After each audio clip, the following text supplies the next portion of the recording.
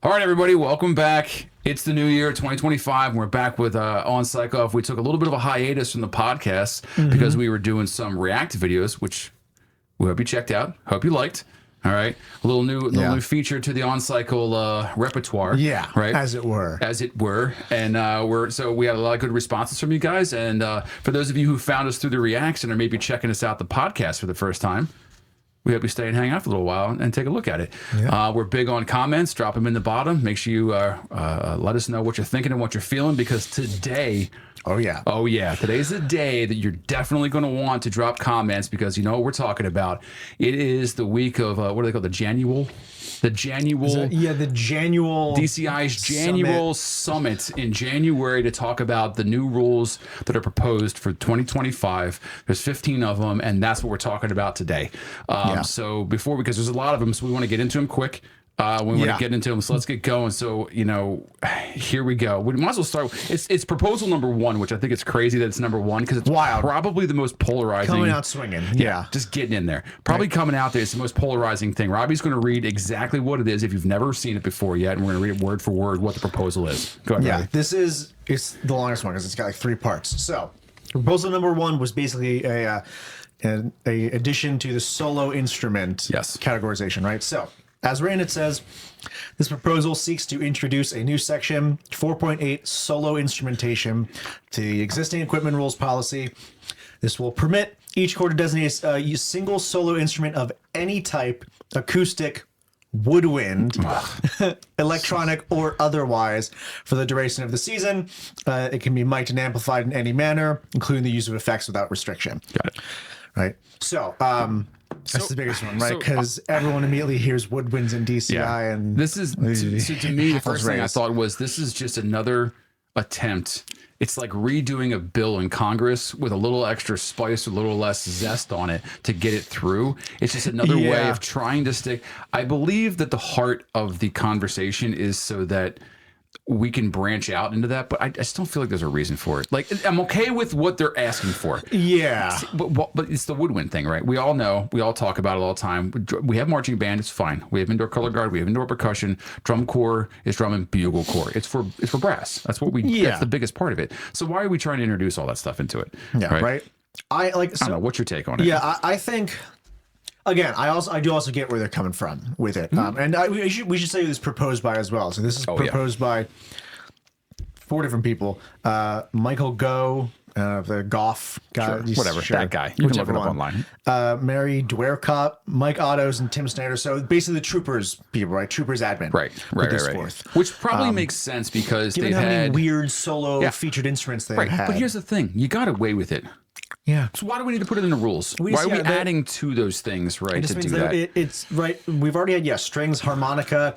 Blue Devils 19 had an electric violin. Yeah. We have guitarists. Well, the electric stuff is electric, right? That's an amplificative, instrument, which is already part of the rules. Instrument. Yes, exactly. So it's already there. Really the wording and the one word in there that I always have issues with is the woodwind thing, because it's just not necessary. There's a million ways. There's a million ways electronically around it. There's a million ways. Listen, if tubas got reduced from 16 to 12 because we can go braw with a synthesizer now, you shouldn't be allowed to have woodwinds on the field because you want different timbres.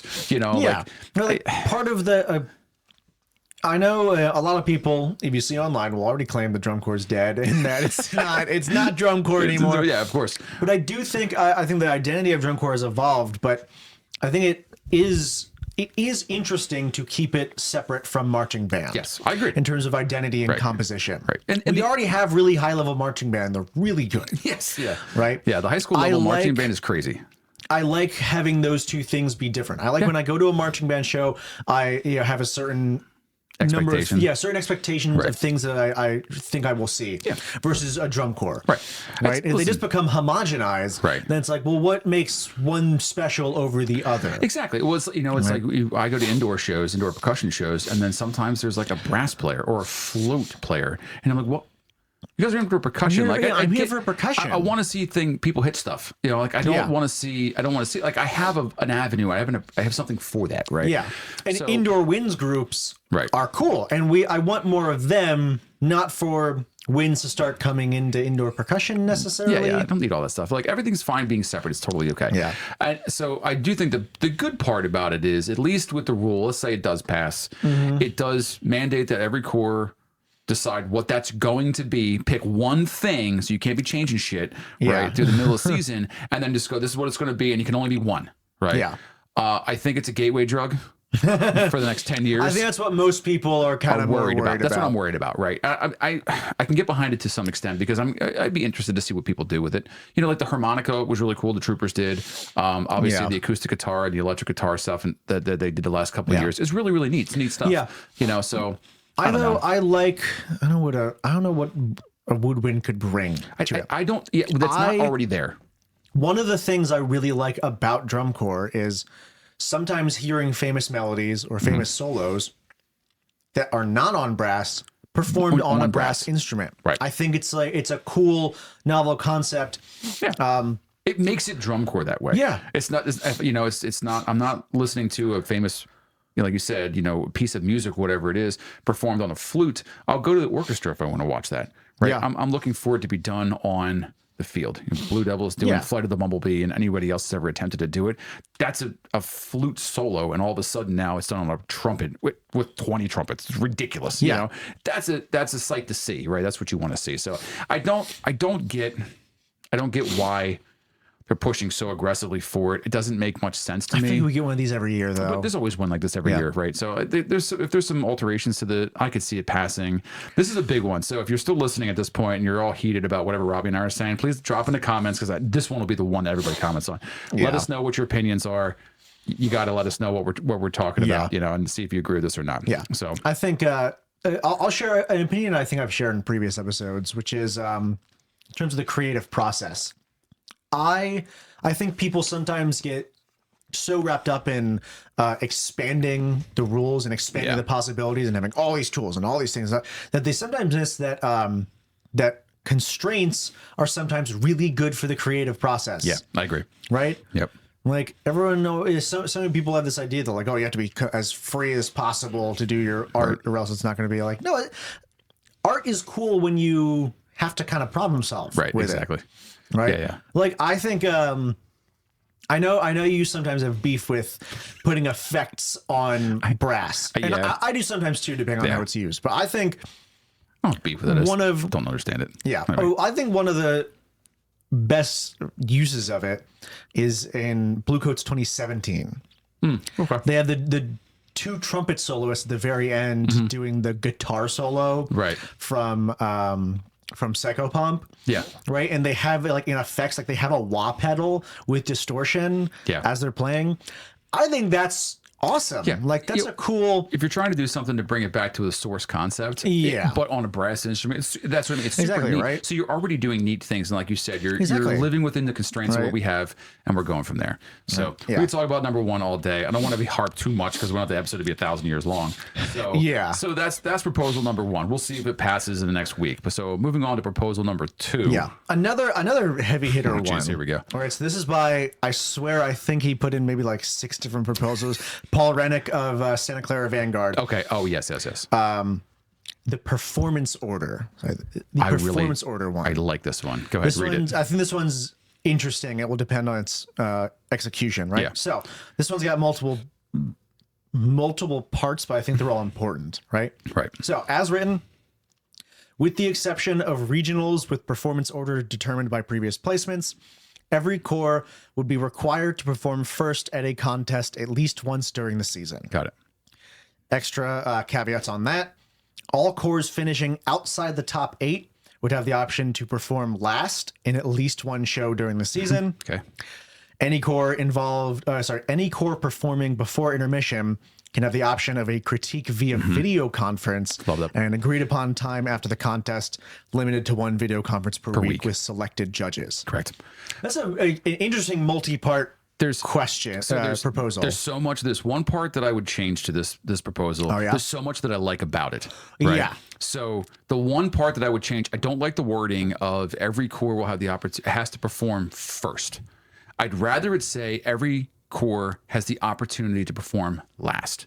Yeah, just keep that part, basically. Because the heart of the idea is that we're not allowing open class cores, and we're not allowing like low end 12, 15 cores to go on later. Right. So they're just so instead of saying we're going to let those littler cores perform in front of bigger crowds, what we're saying is we're going to take the big guys, just take one of you out of the way and stick you in the front. Right. Which is a good idea, I think, because at some point that would have to happen anyway, because it just have ordering and everything else would go. But I think that could be both. Like there's enough shows throughout the year that you could easily let everybody go on first and last one time. Yeah, I think you can do that again with the exception of the regionals, which I think is a good part of that. Yeah, right. Because those are placement based. I think that makes sense, and I think people like that it's those are placement based. So and I really like this idea for cores to have a better exposure to bigger crowds. Because I mean, how many times do we go to crowds and like if you're there. A drum corps show is 4 or 5 hours long if it's a big show. Yeah, and you're going on in the daytime. Yeah, the sun is a beater, and the true heart of this thing is a quarter filled, is to allow the audience to experience more cores, right, and to allow the members to experience bigger audiences. Yeah, and then also to allow cores to practice just a little bit longer. Yeah. And have some more time in the day. And also, and this is kind of where it gets a little wonky, where I think people don't like it. It puts a little bit more restraint on some of the bigger cores because they have less practice time now in the day because they have to go on first. But like, I kind of get it, right? Because the current setup, it tends to be a bit of the rich get richer. Yeah, that's exactly what it is. Yeah. That's what everybody's complaint is about it, I mean, I had a friend who marched Jersey Surf in 2017, and he was like, on like, almost every competition day, he got no practice. Yeah, they'd wake up, they practice for like maybe an hour or something, just do an ensemble and then do a full run and be like, all right, and then you're get ready. Our performance is at 2. Yeah, exactly. Yeah, it's tough. It's difficult. It like you said, it doesn't allow the younger cores to get a little bit better. It allows the bigger cores and the more seasoned cores that are already placing first, second, or third to go on, a lot later. And continue to practice more, so the rich is getting richer, which is why I said at the beginning, like I think that the wording should be revamped to say that every core has the opportunity to go on last, and that could be changed to every world class core, because I do think that there's only so many shows, like you can't let all the open class cores go on last. Every sound sport group gets to go on last. Exactly. Like you couldn't do that, right? But there's less performances now than there's ever been, which I think is fine. Right. There's more time for everybody to practice, and there's more opportunity for every drum corps to be showcased evenly. Right. I love the part of the proposal that says that anybody that goes on before intermission can just go ahead and get out and have a day. Do you know how much time that is going to save and enable for members to get more rest, for staff to get more rest? For course, if I go on at 4 o'clock in the afternoon, 5 o'clock in the afternoon, I'm packed up and I have to wait till 10 o'clock at night before the judge comes and talks to me and tells me the same BS as the last judge told me, but I have to stay because I have to listen to it's a logistical, I have to do it in person. It's a logistical issue, right? So just let me move on. Everybody gets more rest, everybody gets more practice, everybody just gets more, right? And what's a Zoom call, right? And the judge is going to call me and tell me the same stuff I already know. Thanks a lot, Judge, man. Appreciate it. Have a nice day. Yeah, right. Especially since it's like selected with selected judges and whatnot. Like that means that, the people that go into critique tend to, especially if they're experienced at doing that, they tend to know what judges are going to say what stuff. Right. So they can strategically plan that to be like, if there's a judge they kind of really want to hear from, they'll be like, okay, maybe this time we'll wait around in person. Right. With this judge, we kind of, we know what to expect from this one. Yeah. We'll do this one. This one will be the Zoom one that we do for the week or whatever. I really like the heart of this proposal. I think it's a good one. I think there probably can be some minor, very, very minor, and I bet you during this week they're going to talk about some of those minor changes. Hash it out, that's going to be like, okay, we're going to talk about this, we're going to talk about that, because if you're really under 6, if you're a 6 and below, 7 to 12 core, or even further behind that, you're really at a disadvantage all season, right? Unless you come out with an absolute smoke show of a show to start, so that you can continue to increase. It's tough. It's tough to break that top 6, right? Year after year, because the people who are there, they hang out there. So I think it's good for the competitiveness of the activity. Yeah. And just like, I think in terms of like equity and fairness, like, I agree with you that. Shouldn't. It's just 2025, right? Everybody gets a trophy. Yeah. Right. But like, if you're in a lower core, your experience is a little bit hampered, right? It's a little bit worsened. It's different by the fact that you don't have as much practice time. You have to perform in the daytime more, and it just, even if it doesn't cause that many, actual performance quality changes. It's just like quality of life changes for the lower class cores. That was the first thing I thought of is, oh my God, thank God there's lower place cores. Could you just get a little more time to practice and rest? And they're not going to suffer as much. They're going to have just a more enjoyable experience. They're getting those kids up at 5 o'clock in the morning to go practice from 6 to 10. And 4 if they're field lining. Yeah, right. It's terrible, right? So I think this is a good one. So, you know, I think people mentioned the main thing is just like logistically figuring it out. Like I know, I think Paul was talking about like that's okay. That's exactly. DCI. That's all the details. That's DCI. That's there's people who get paid by DCI to do all that work. Yeah, do your job. Too like easy. Figure out how to do it. I think It's most not that people hard. like the heart of it, like you said. Right? Yeah, it's not that hard. It's worth it to figure out the details. Yeah. All right, moving on. Number 3. All right, this one will probably be a very short one. It's made unsurprisingly by the Blue Coats. Increase overall size of the pit area. Modification to Rule 2.4 to increase the size of 20 feet from the 30-yard line to the 30-yard line. Right. So instead of the I don't know what it is right now. It's like it's like 35 and 4 feet. It's some stupid number. So they just want to move it up to 30 feet. They want to move it up to the 30s. Yeah, they just want to bump it up by like 5 feet on each side. I have 2 things to say about that. Number 1, who gives a shit, right? Make the Blue Coats do it the end zone to end zone. Who cares, right? Like whatever. Because for me as a designer or as somebody who's designing a show, all I'm doing is putting more crap in the way for me to be able to showcase what I'm doing. Right? Why do I need all that space for the pit? Right? Because you're limited to what the pit stands for, right? So because you can put props and all kinds of weird stuff out that far. So you're talking about moving the pit further. How much bigger do you want the pit? On the opposite side of that, it makes sense because maybe you don't have to crowd everybody up so much. Let's give us some more space to breathe, right? And also too, the way that I think the line, and I don't know the whole pit thing, and I'm not probably talking out of my ass when I talk this, but it's like this weird like dimension that's there right now, and just make it an even something you can look at and go 30 to 30, done, got it. Yeah. It extends the pit box. It allows more players to come in front, I think too, because the pit box is like 15 feet in front of the pit box is like where players can go now. But if you make the pit box a little bit wider, there's more players that can come in front if you're utilizing that space. So that's helpful, I think. I think I'm looking at the wording again. I don't know the other about rule. the space in front. Yes. Well, it's the width. Yeah. Because the pit box extends 15 feet forward, if I understand correctly. Yeah. I think they're trying to move it to 20 feet forward. Oh, okay. Yeah. Again, why? Would you want to get in the front seat too? Do you want to sit down and get some popcorn? Because hey, look, our baritone soloist this year's going to eat a hot dog while he plays on the show. Like why? Like why? Maybe it's the same thing. Why are you trying to get so freaking close? Most of the stadiums we can't get that close. I know. It's probably. I wonder if Coates is trying to design a show where they play it only from in front of the front sideline. Yeah, right. And next year will be 25, and year after it'll be like, we can go as far as the stadium allows. And then in 10 years it'll be like Cats. We're performing. The performers are in the audience playing just as they're coming going to the down stairs. into the. I don't know. Yeah, like it's fine. Like make the space bigger. I don't think anybody really cares that much. That one will probably get approved because. Who really? What is exactly he doing? like who's being like it can't possibly be 15 feet is the nobody cares. I mean, I don't think who's arguing against that. And if you here's the thing, if you're out there and you're like you have a really strong opinion about why it shouldn't be, honestly, let me know. I would love to know why you think it shouldn't be that way and what it's really doing. Yeah, what is it really affecting? So if you can explain and articulate that, I would love to hear that. I would hear it. Yeah. Robbie and I want to read it. What you have to say. So that's an easy one. I think it'll get approved. The first 2, I have no idea. The third one though, that one should go. That one should be approved. Why not? Just check the box and let's move on. All right. So another slightly contentious one, I think. Which one is this one? Is proposal number 4, made by Chris Holland of the Boston Crusaders. Okay. This is all field performance 15-foot marker. This is the one about judges. Oh, the judges one. Yeah. Okay. So as it's written, removal of the field performance judging from the field. That seems a little redundant. It's a little redundant. Anyway, bad writing. Go ahead. Removal of the field performance judging from the field has had no negative impact on the member or fan experience. The goal of performer and judge safety, the impetus for this change has been improved. However, allowing judges over the 15-foot marker, over the front sideline, and onto the performance field up to 5 yards continues to create risk. Right. The reality is that many of these cores are using all available space from the 15-foot yard line on, or 20 feet if this whatever it is, first proposal passes. Right. For performance and creative needs is all cores are entitled to do. Basically, it says claim that they close the loop on member, judge, and safety. Right.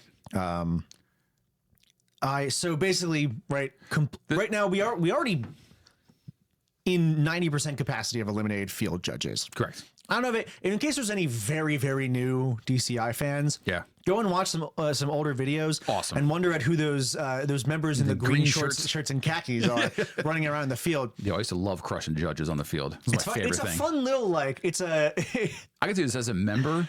I won't say I hunted for them, but I was praying for them to be in my way because I just wanted to play. Like, it's fun. I'm carrying a tuba, man. You're gonna die. And I'm going to be the one to take your life. How dare you? It's like adding an obstacle to the game, right?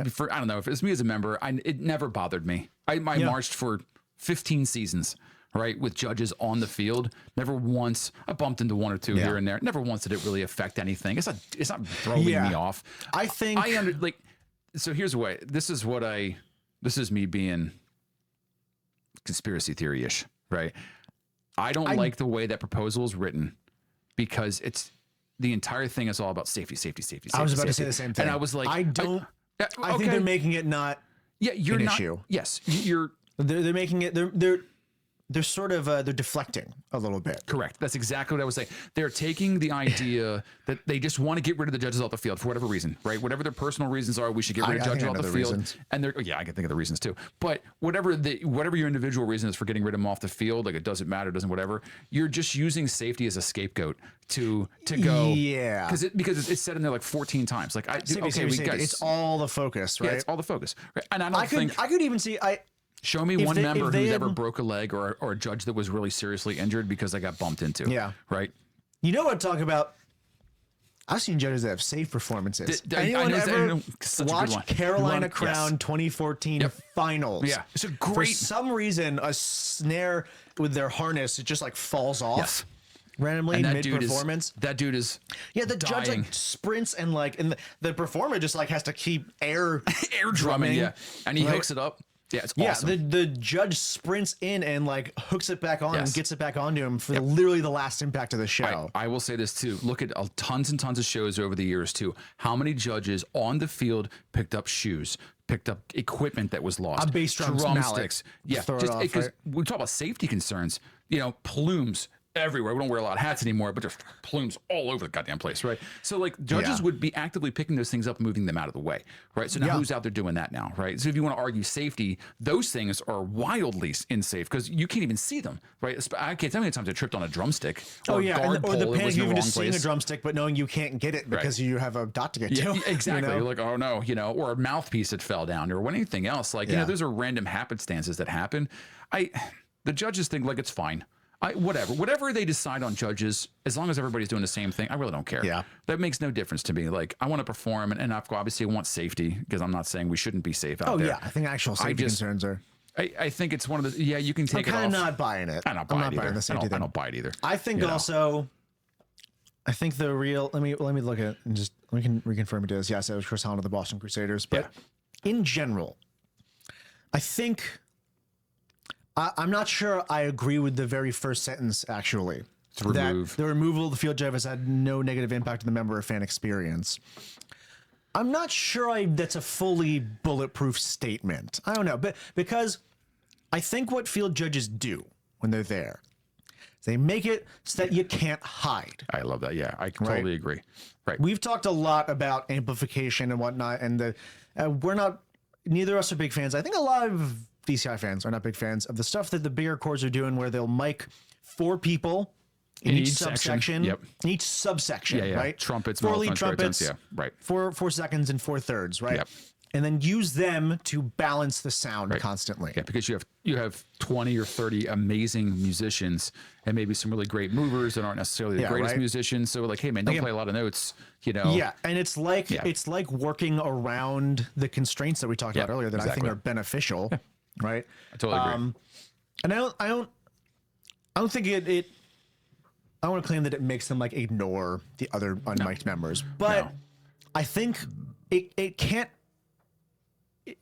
It's gonna make them have even just a subconscious focus towards the mic'd ones. Yeah. Right. Yeah. Already the music judges and everybody else, they're up top. They're right. They're only hearing whatever's being pumped. Whatever's coming out of the speakers or is balanced among the whole core from far away, in which you can hide in the sound a little bit. Right. Yeah, exactly. I always love the on the field judges because it's it's fly or die, right? It's make or break. Yeah.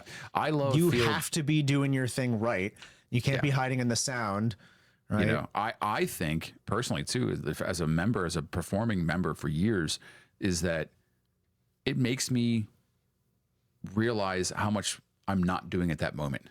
It makes me very self-aware of how to be as perfect as I can be because the judge is right in front of me. It ups my personal performance, you know, skill set for me personally. So I don't know. I don't really care about it. Take them off the field, take all the judges out, let the fans, let the decibel meter decide who wins.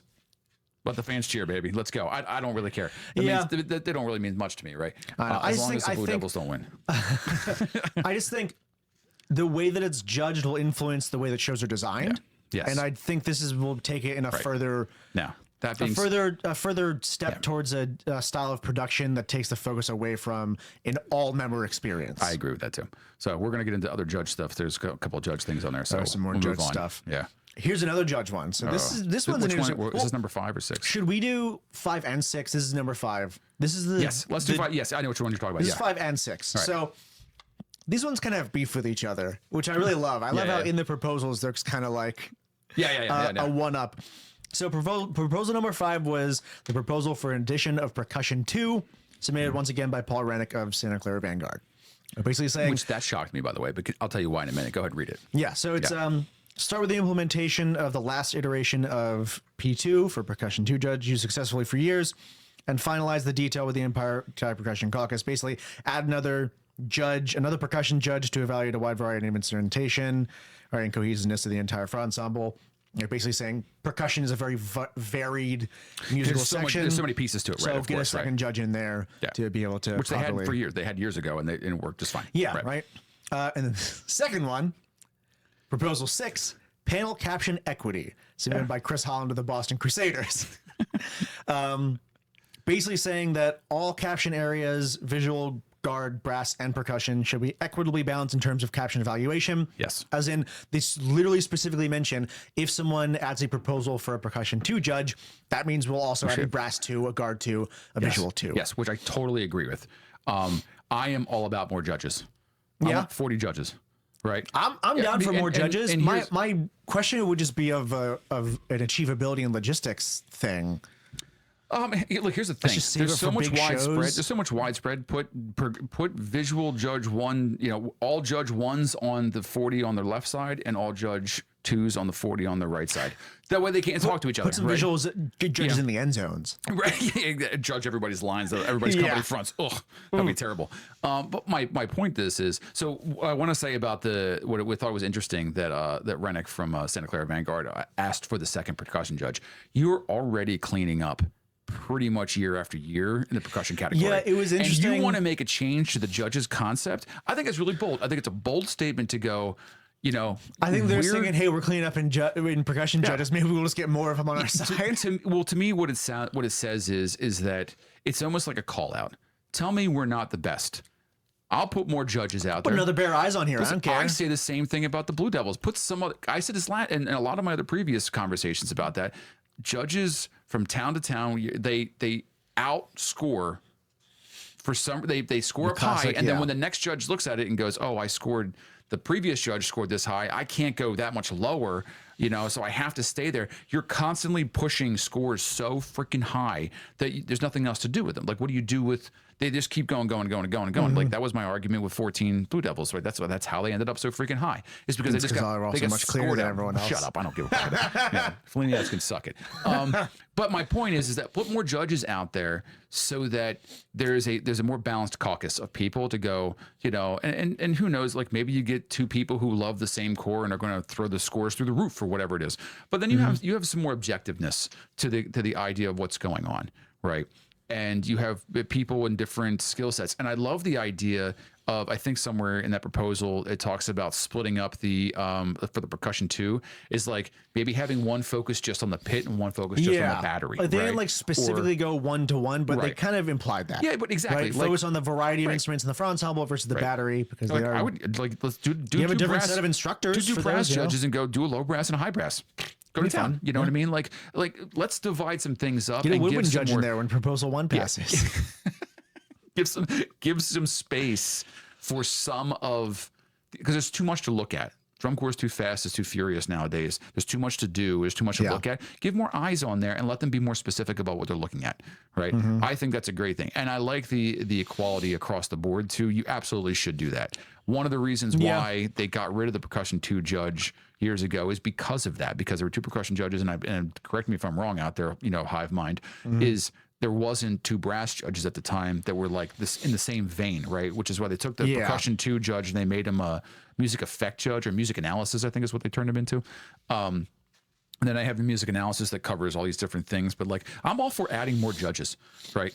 We're not paying judges that much that we can't, and the ticket prices are through the roof, that we can't afford to have a couple more judges come in. And here's the thing, like, judges age and they move on and do other things too. Give more judges the opportunity to judge so that they can become more skilled judges, and have more opportunities to actually sit in front of great organizations and have an opinion about those things. There are a lot of amazing musicians and choreographers and color guard people and percussionists across the entire country that would love to have the opportunity to be a certified judge in the activity and be taken seriously like that. This just gives more room for people to do it, which I love that idea. Yeah. I'd honestly, I'd be in support as long as I know that you can swing it logistically in terms of getting that many judges. I would love to see how they would divide up some of the sheets in, like, is it a balance of both things? Like, that's for people above my pay grade to make a choice on, but add more judges and figure it out and tell me what you see. And then guess what? If it doesn't work, we'll change it next year. Yeah. Whatever. Sounds great.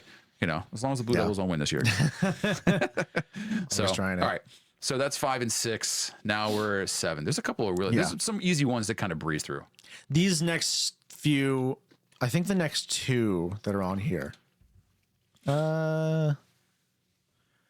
Honestly, I might go through proposal. Yeah, there's 7. There's 8. While you're looking at it, here's proposal 7, proposal 8 are the 2. All right. So, so proposal 7.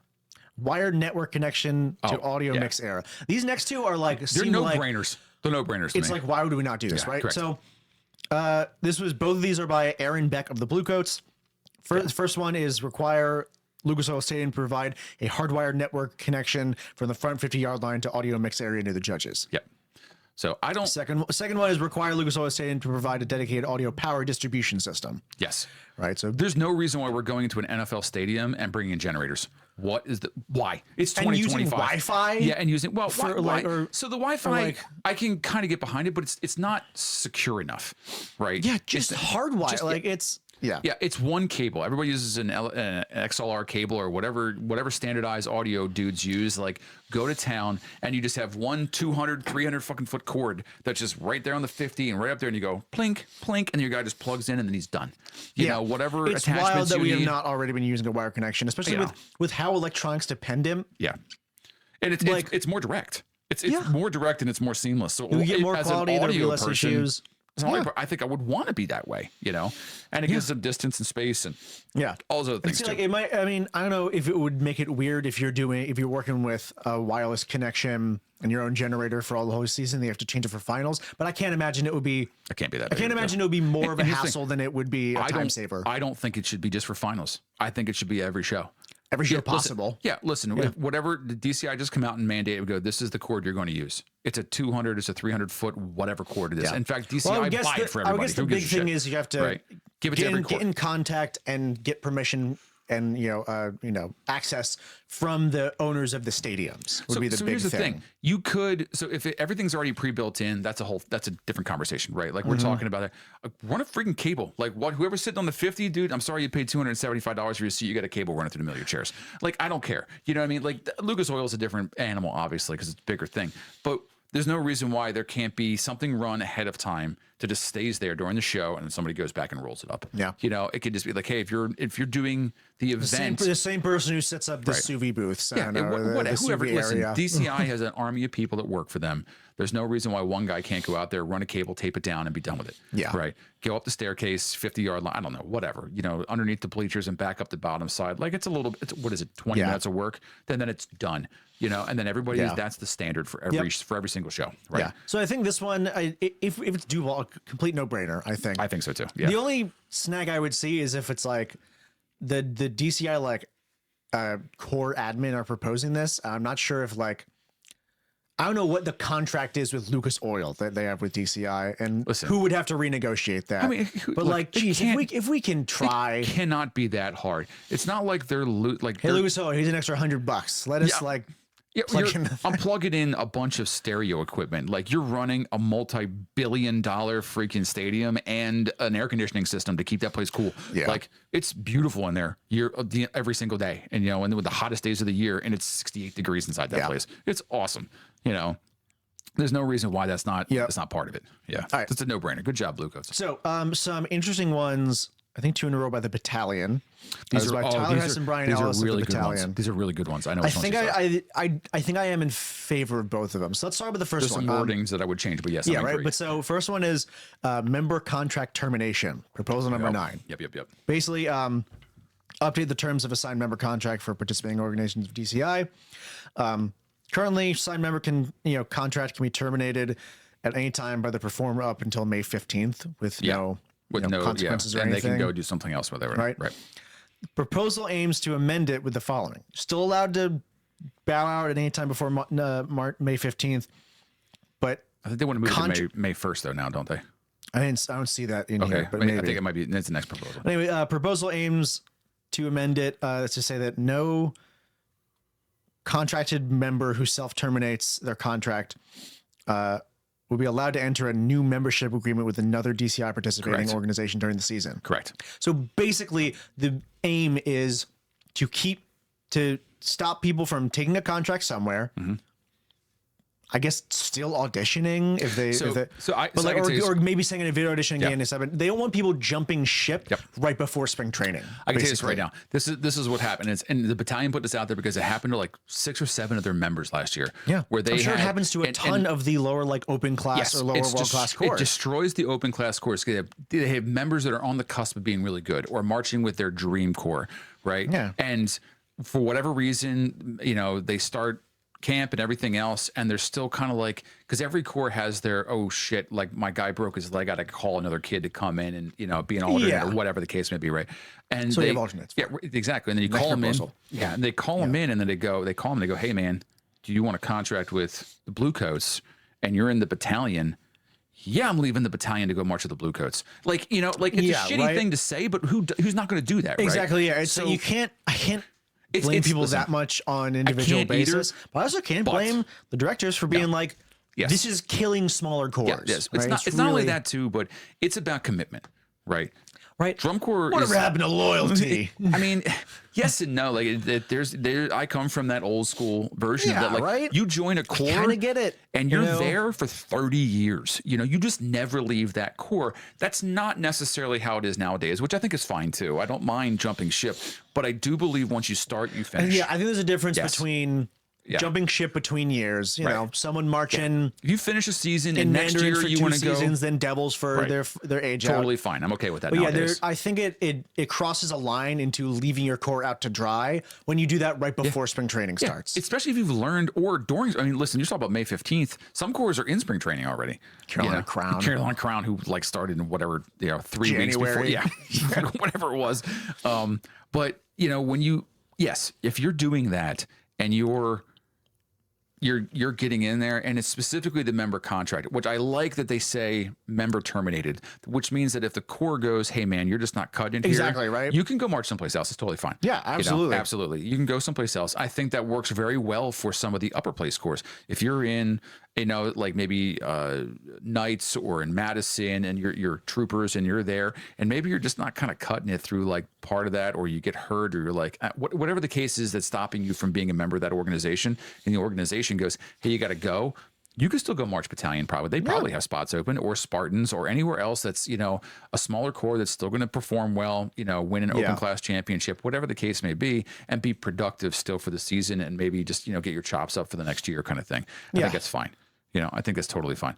Exactly. I really like the spirit of this proposal. I think it's necessary. Yeah. I think it's good. Right. I think it protects everybody. And so if you're reading this and you're thinking about it from a logistics standpoint, we're like, okay, well then, if some members, where are some members going to get, some corps that are kind of depending on this, going to get their members from? Well, Proposal 10 kind of also addresses that as well, right? Yep. Proposal 10 is about same thing, Tyler Hess and Brian Ellis of the Battalion.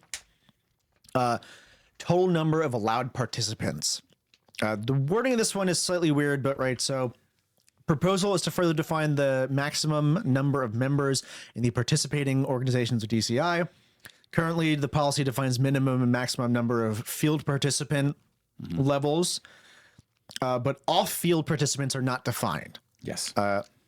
Including, alternates and extra performers that do not directly perform in the production. Right.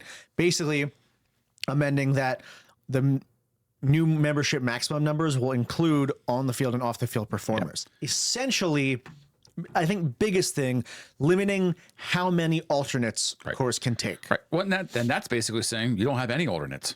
Because what's the max number you could be on the field right now? Is it 158 still, or are we at 165? You're allowed 165 on the field right now, right?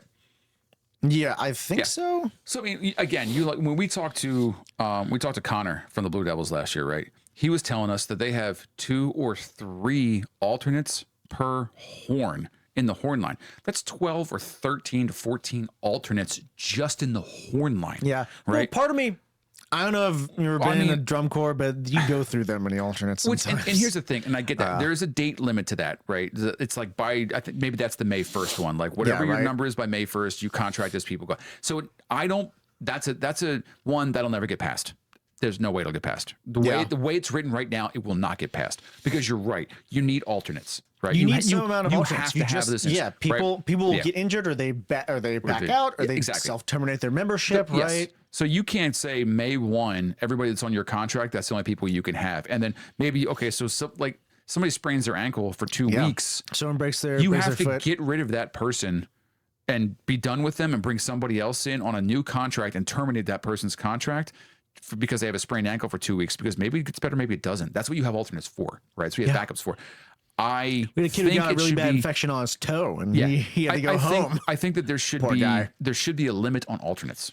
I think that's the way it should be rewritten.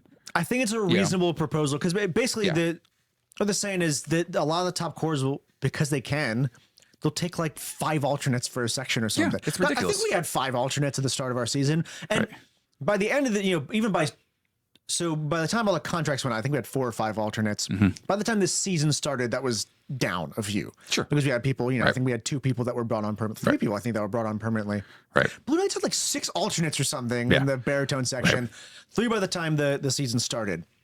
But I understand where they're coming from, right? Being like, again, it is a response to something that is hurting smaller cores. Yeah. Where it's going, hey, you guys are already getting your full 84-person horn lines. Yeah. And you're taking 10 other great players. Yeah, right. That are just not quite good enough to be in the Blue Devils line or in the Carolina Crown line, but we're still going to hold on to you. Yeah, right. It's like, I get what they're going for. Sure. I get what they're going for to try and spread the love a little bit. And that's what I mean. I do think that there should be a limit to alternates, right? Which is not like it's 165 on the field. Make the number of paying members that could possibly potentially take over 175. Yeah. Make it you get 10. You get 10 people you can take with you. However you divide that up is up to you. You want to take 10 extra horn players and no guard, no percussion, mazel tov. Like let the core do whatever they want to do, right? But the other thing too, I think you start to get away from, like, I don't know if they still do this or not, but Crown used to annoy I used to look at them and go, who is doing that? Remember when they were offering half-price contracts to members to come in and run the Dr. Beat for the season? Oh, yeah. Do you remember that whole thing? I don't know if they still do that or not. I saw that came out a few years ago. Something we were wild to me. I'm like, who is paying $3,000 to go on tour? Yeah, absolutely. Just say that they were a drum major hopeful, right? That's what they really were, and because they probably work with the drum majors, they probably learn how to do this thing, right? Yeah. And next year they come back that I'm serious. That I think that's a real shitty thing to do to people personally. At least to make them pay for it. Yeah. If you want to bring someone to this position, we're only making them pay half price. It should be at bare minimum free. Here's the thing. Here's the way to get around some of those things. And if you're this is how I would get away around it if I was a core director. I would just tell everybody, like, you're not a member, you're on staff. I can hire as many staff people as I want. You're on staff. You're just going to be on staff. You're going to be on Dr. Beat. We're going to wander around. And the second that person, somebody gets hurt, hey man, we're taking you off staff. We're putting you on contract. It's easy. Like, I can take you with you. Yeah. The problem is that the core is going to have to bite the bullet on the cost of that. Right. Which honestly, I think is what they should do personally, if we, eliminating the amount of alternates, like let whatever the number needs to be. But I think there should be a limit on it. I think it's a good. I like the idea behind the proposal. I Like you said, I don't think it'll get. No, there's no way because the core directors have to write on that. There's the top 12 core directors, the numbers are going to be like yes we can't. No, there's no way. Nobody's going to do that. Doesn't make any sense. Yeah, it makes no sense. Especially since the top cores, you gotta have alternates in there. Not even just to replace it, but to make your members sweat a little bit. Someone's coming out. They're not really giving it their all that day. You just walk up to them and you go, "Hey, you see that guy over there on the sideline? He wants to play.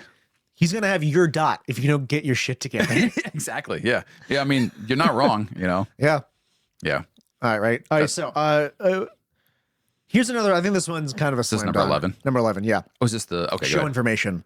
Oh, once again by our boy Paul Rennick of the Santa Clara Vanguard. All right. So this one would formalize the method in which all organizations can submit information about the content of their show. Visual, brass, and percussion can provide specific information in addition to an overview of the entire program. Exact detail and format will be a result of input from every participating organization. So basically saying, dear God, can we have a standardized way that we put out show information? You know what's funny? When I read that, it was one of the proposals that I was the most excited about. This is where my Army Administrative time comes into play, and I'm like, yes. I'm like, I love forms. Give me a standard form.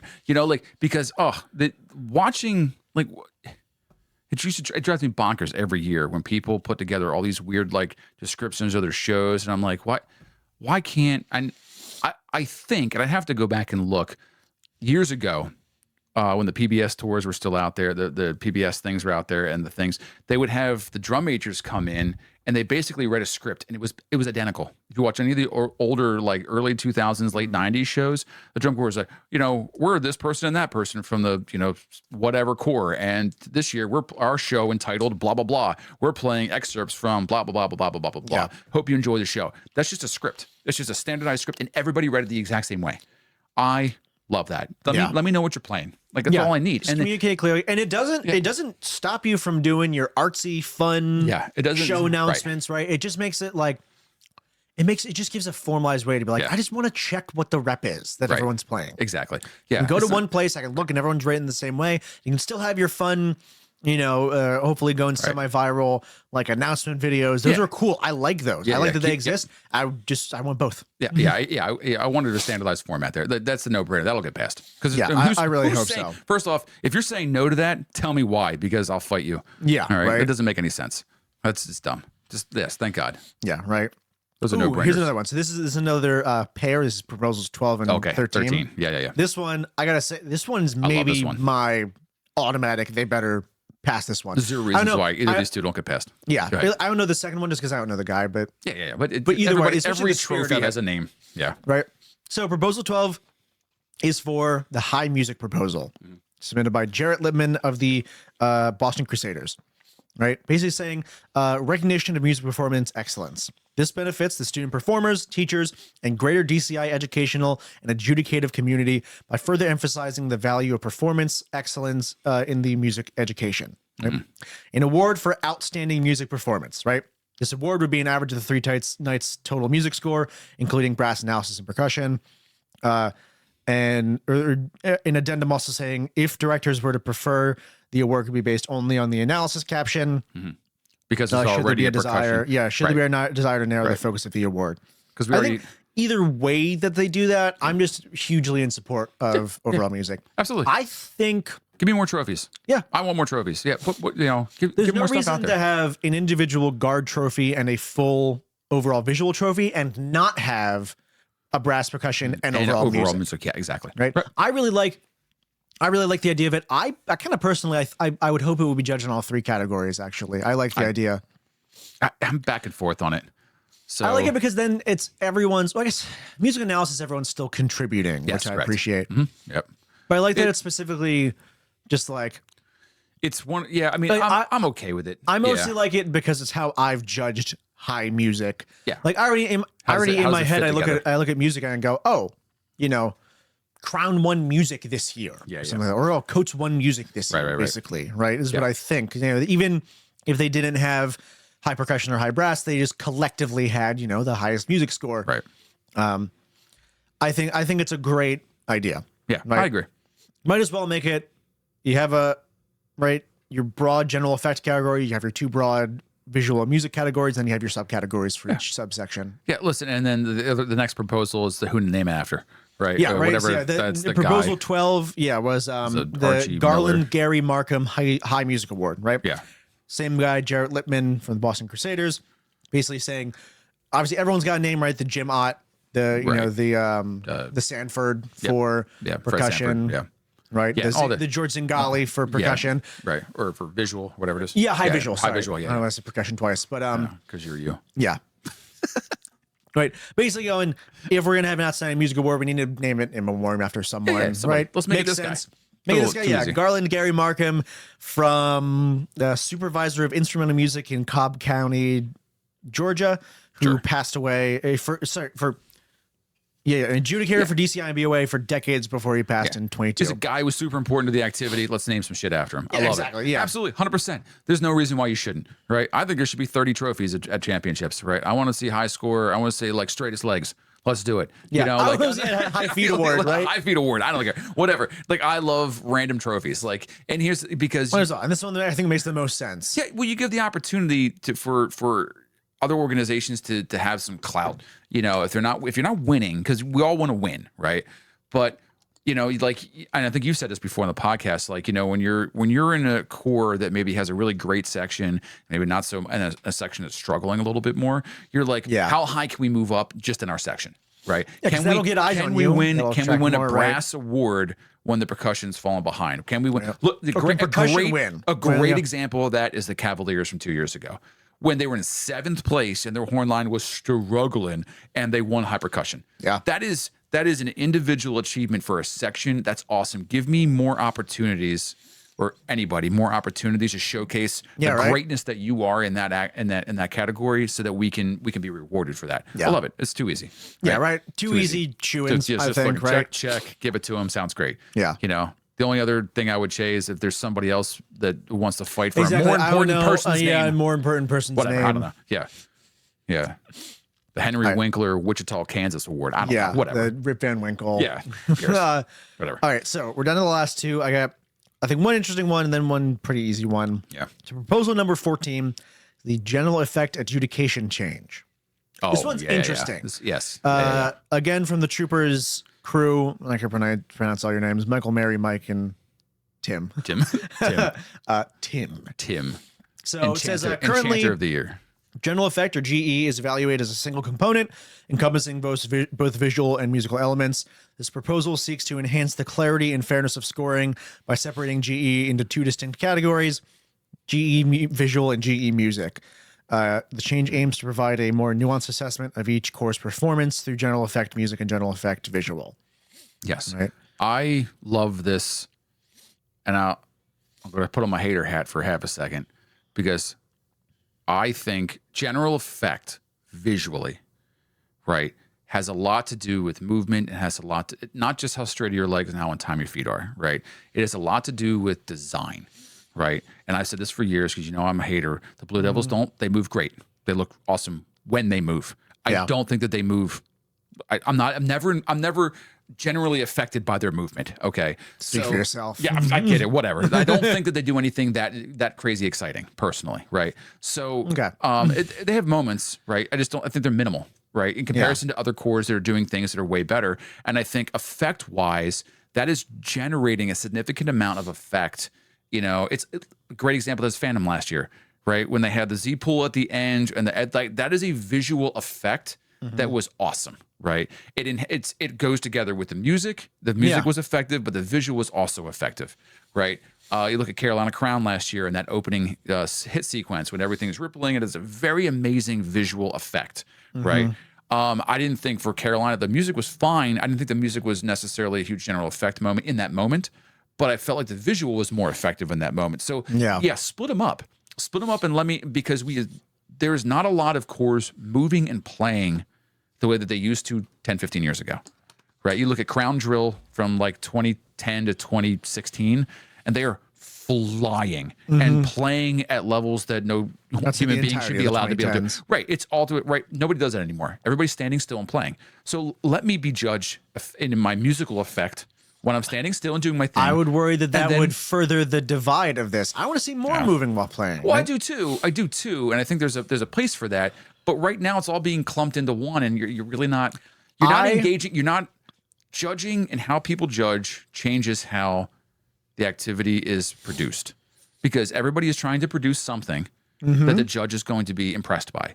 Right now, general effect. I would argue then that keeping it together would be important to try and remain because you're getting scores already. You're not doing anything visually exciting in my opinion. If you're looking from the 10, 15 years ago perspective, you're not doing things nearly as difficult and as exciting as you used to do, and you're still getting 40s and GE and 39 nines. You know, so how will we split that up? How do we engage you and make you do more physical things, right, while still being musical at the same time? Because then you have to do both. Right, I don't know. Now, I think that separating them would give incentive to go visual moment, brass moment, visual moment, music moment, visual moment, music moment, by splitting them up. I can see where you're coming from on that. I do actually. I fully.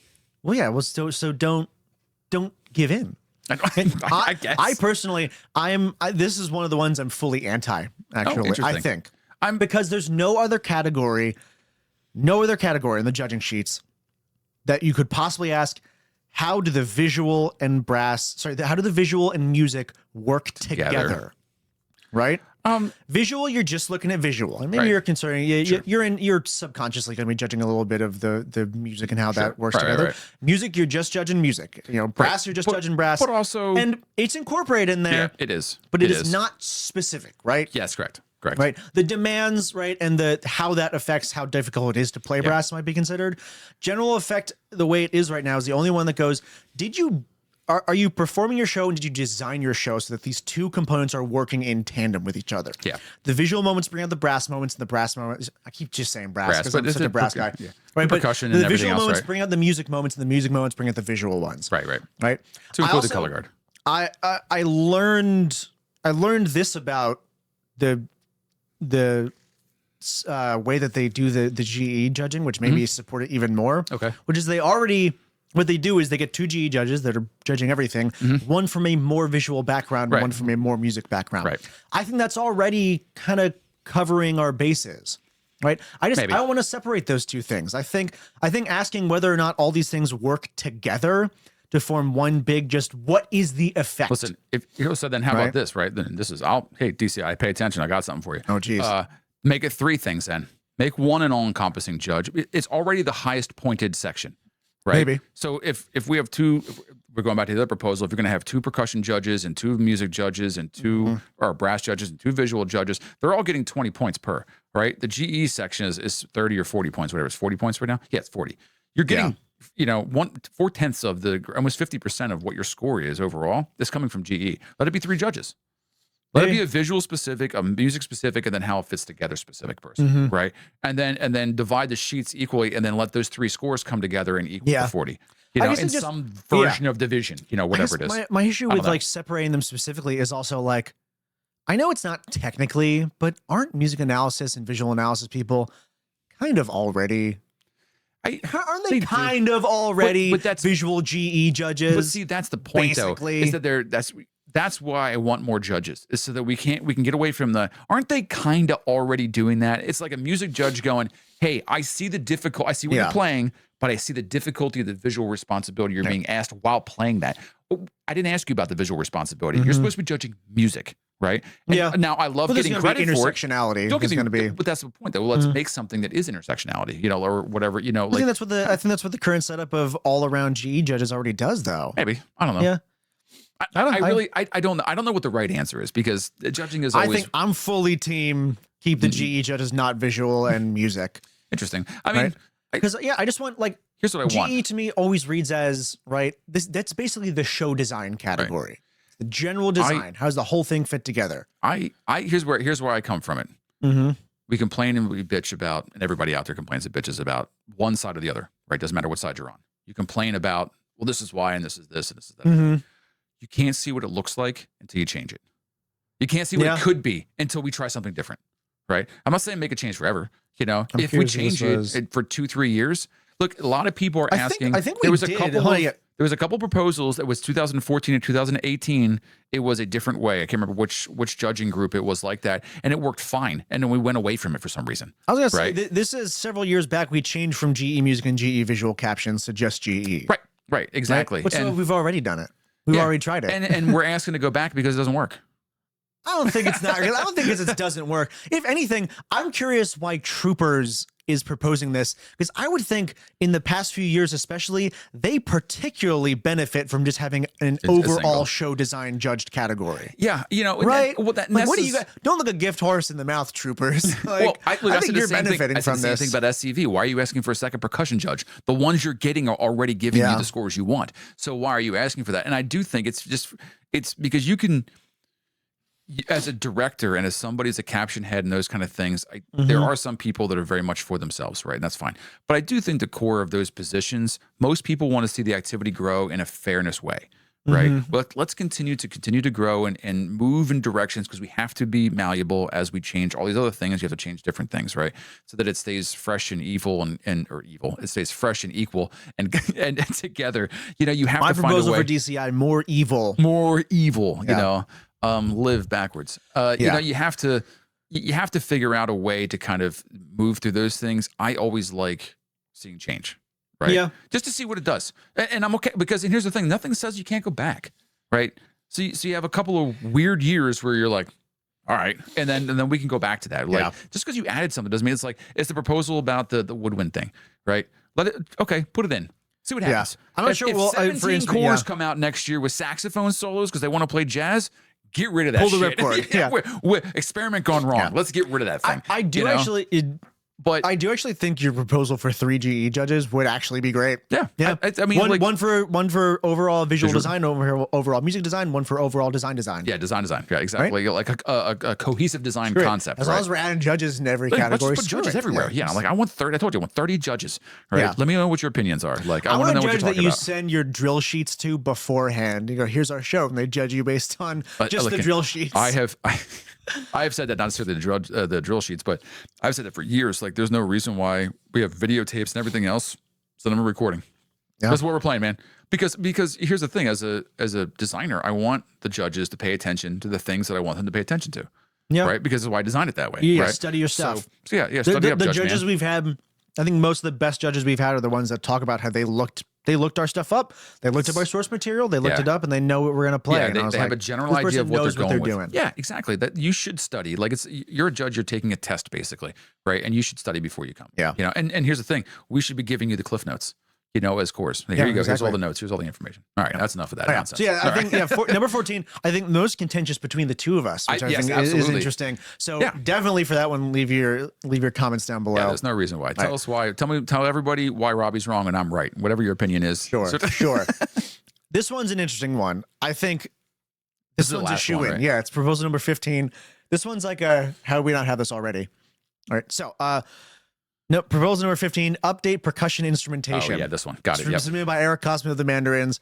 Basically changing delete rule 4.2.2, which talks about, basically defines it as all acoustic percussion membrane and keyboard instruments, right, is what's allowed. Yeah. Just mean all percussion instruments are legal. Right. Yep. It's basically saying, like, hey, we're already doing this. Yeah, they're all like, technically everyone's already using illegal percussion instruments that are technically not legal, but no one cares about it. Right, exactly. It's like the rule where you can't sing happy birthday, technically, right? But everyone does anyway, unless you work at a TGI Fridays or something. Right. It makes sense. There's tons of these things throughout the activity. It would like if we've just been doing it because we did it, and there's nothing that says you can't, but there's nothing that says you can. Or even can it technically says you can't, but no one cares. Yeah. It'd be like if we found some secondary line deep within the rules that said you can't add a third valve, and it's like, well, we've been doing it for decades, so let's just amend that. Well, you know what it is? It's like, 3-valve horns are allowed now, but then when we came out with 4-valve horns, nobody said 4-valve horns were allowed. Well, we were using them. There are 4-valve. Plenty of piccolo soloists. Yeah, and tubas. There's a lot of 4-valve tubas that are still out there for years. When we moved to 3 valves, it just said 3 valves instruments are allowed now too. We didn't say 4 valves were allowed, but we were doing it. It was just known that that's what we were going to do. So just put it in the rule book. Yeah, it makes sense. It makes sense. I don't like the wording on that one of all percussive instruments, because what dictionary are we using for percussion instruments? Yeah, I'd be we're curious. starting to get because everybody's gonna because here's the thing, like it's fine the way it is right now because nobody's brought light to it. But then all of a sudden somebody changes the rule. Someone's gonna now find we're gonna read it and something be like, stupid. you know, what's a percussion instrument, a motor engine? You know, like well, like why is there an engine on the field? Are you trying to stop someone from bringing a live engine onto the field and using it as a percussive instrument? 'Cause that sounds awesome. Yeah, this is an old '86 Buick and it's knocking real hard, so it's actually technically hitting. It's very percussive. That sounds awesome. I still fail to see the issue. Could you imagine someone did like a sweet muscle car show? Yeah, right. Like a Drove death right on the race field. show or something. Well, we did extend the box, the pit true. box. So now you can fit an now you entire, can fit an 86 entire Buick, in there. Exactly. Doesn't make any sense. So, all right. Yeah, so that was a final proposal. I want to give one more shout out. I'm getting these from General Effect Media. Which, by the way, huge shout out to you guys. Great, like summary, including actual verbatim words, a summary, and then their own takes on it. Yeah. So thank you guys for we've been using that resource. G Media is a pretty great source for a lot of different things. Yeah. Right. Yeah. On their website, my boy Dylan. I don't know who this guy is, but he's the one comment, and he said, "Any all age proposals?" What is that Dylan? Is that Dylan? Okay, I could never bounce his last name. Starts with an O. I don't know. It's just Dylan. I know it's him. Doesn't have a last name. I was on his podcast. Yeah. Oh yeah. Yeah. He was asked about all age. I love it. I know he all loves age rap. all age. Yeah. So for those of you who may not know this, because if you're still watching this at this point, remember that we are still in the second year of DCI all age. DCI all ages foray into. Tell Susan she can't talk right now. DCI's all age forum into DCI, right? We're still in the test phase. Yeah. And when we moved over, there was a thing that was a rule or whatever it was that said no rules are going to change until after this season. So next year will be the first year that we are allowed to make any kind of active changes to DCI all age, which is why none of these rules apply to us. Which kind of like makes sense. I think it makes sense to be like, so much just changing these first 2 years. Yeah. Let's leave it alone for 2 years. Let's see how it works, and then we can start. Well, now we have data on it. Well, now we can start. DCA was testing whether or not they were going to disband DCA completely. Yeah, because nonprofits technically there's still like an eject button kind of. Yes, yeah. Like we at the end of this, I'm not gonna. The DCI all age core directors at the end of the season have to vote whether or not they're going to stay in DCI. Or are we going back to DCA, which is ridiculous? There's no way which we're would going never back happen. To, no, but no. it makes sense to include it as a contingency in the event of some horrific emergency. Yeah, you had to do that. DCI starts sending goons to all the admins' houses, starts trying to break their legs, just billy clubs to everybody. Yeah. Yeah, so, give us all your member dues. Yeah, so yeah, there won't be any DCI all age changes this year. And I know there's a lot of people, a lot of the core directors are friends of mine. And I've talked to a lot of them about so many of them. Yeah, we talk a lot of them about what they are looking to change after these 2 seasons of active competition in the DCI circuit. Yeah, going, everyone's already writing up their own unofficial proposals. Yeah, DCI all age is going to have 30 proposals for changes next year.